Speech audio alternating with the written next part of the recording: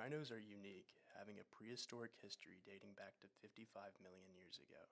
The Paraceratherium was a primitive rhino that is considered to be the largest land mammal to ever walk on Earth. Imagine waking up to find that one of the largest land animals on Earth has been killed overnight, not for food but for a single body part. That's the reality for species like the black rhinoceros and the white rhinoceros.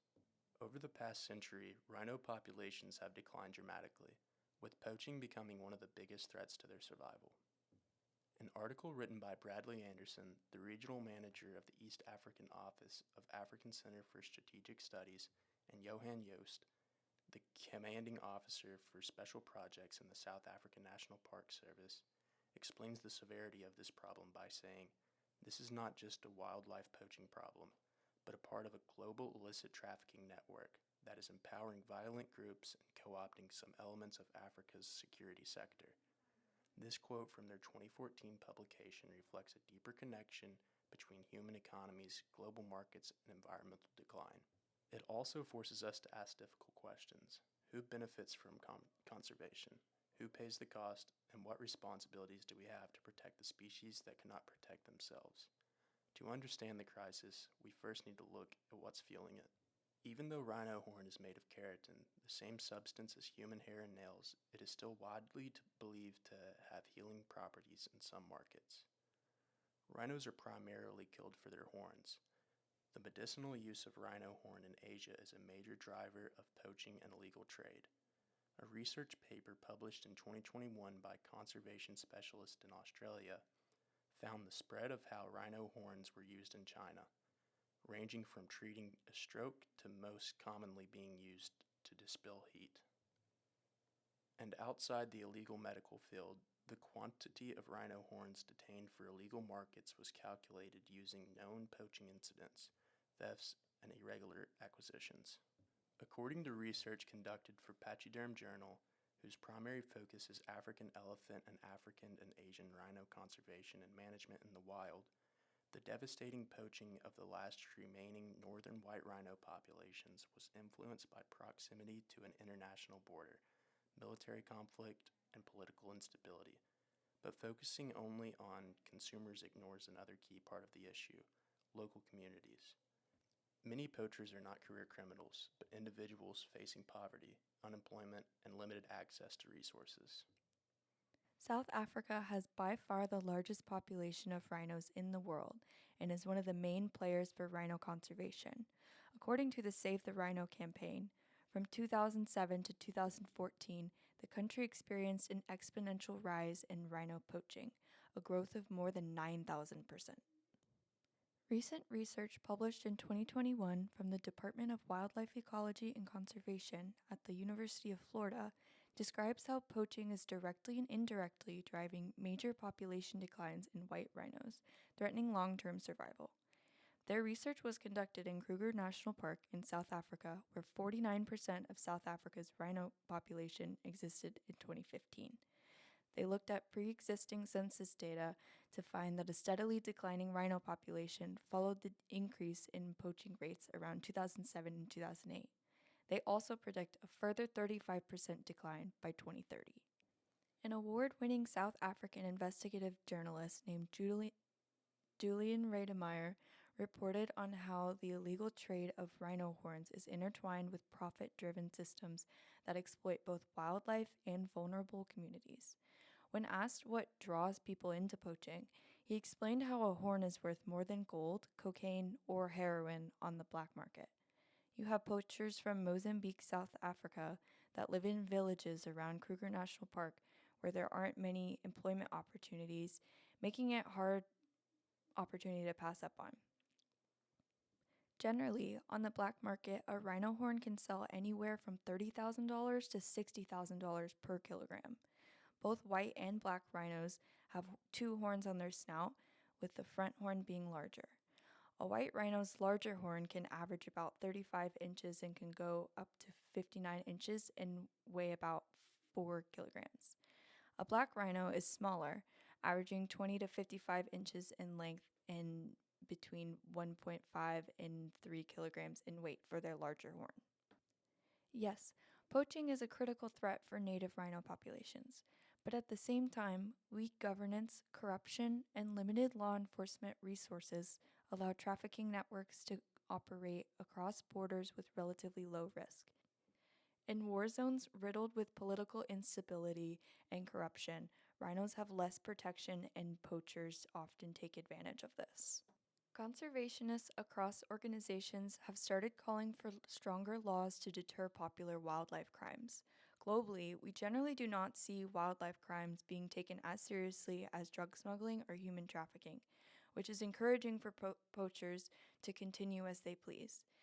In China in 2017, 3 Chinese women were caught in Hong Kong with 42-kilogram ivory and 2-kilogram rhino horn, yet they were only sentenced to 2 months in prison.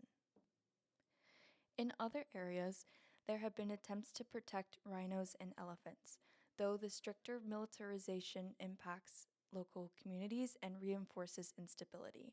Kruger National Park has become increasingly militarized, involving armed patrols, surveillance technology, and sometimes even shoot-to-kill policies.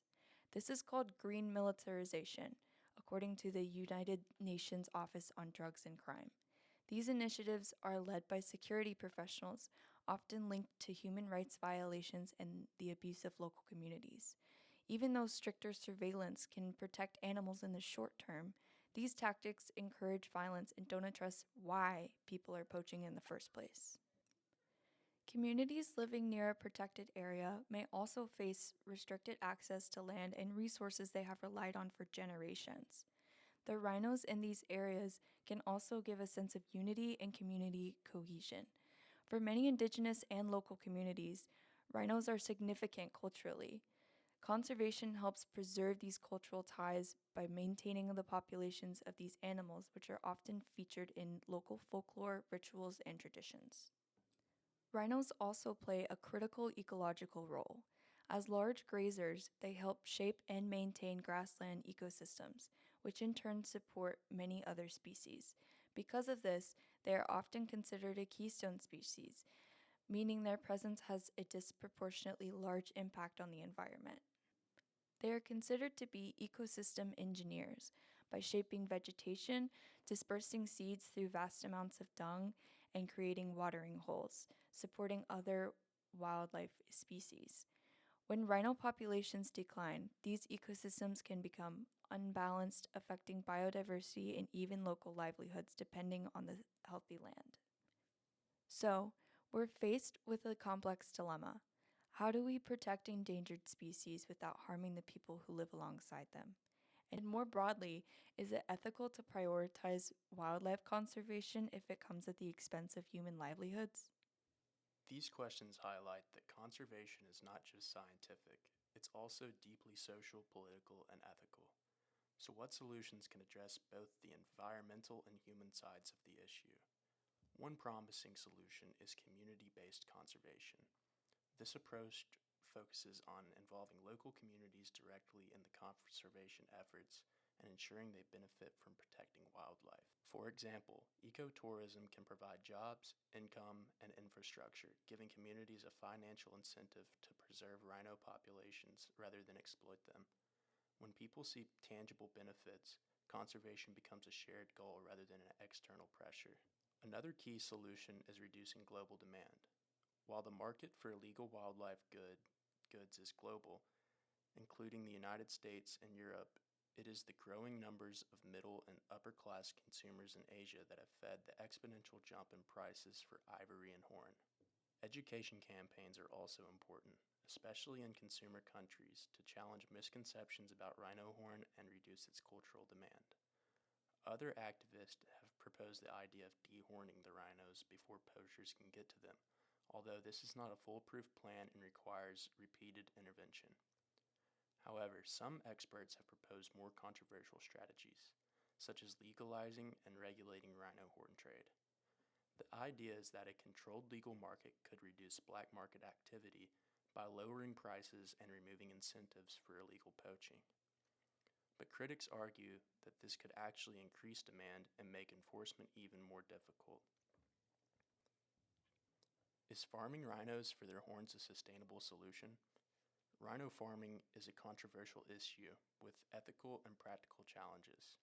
Some argue that it could reduce poaching by providing a legal source for rhino horns, while others argue that it could lead to more demand, therefore making it more difficult to regulate the illegal trade. This debate shows that even solutions come with ethical trade-offs.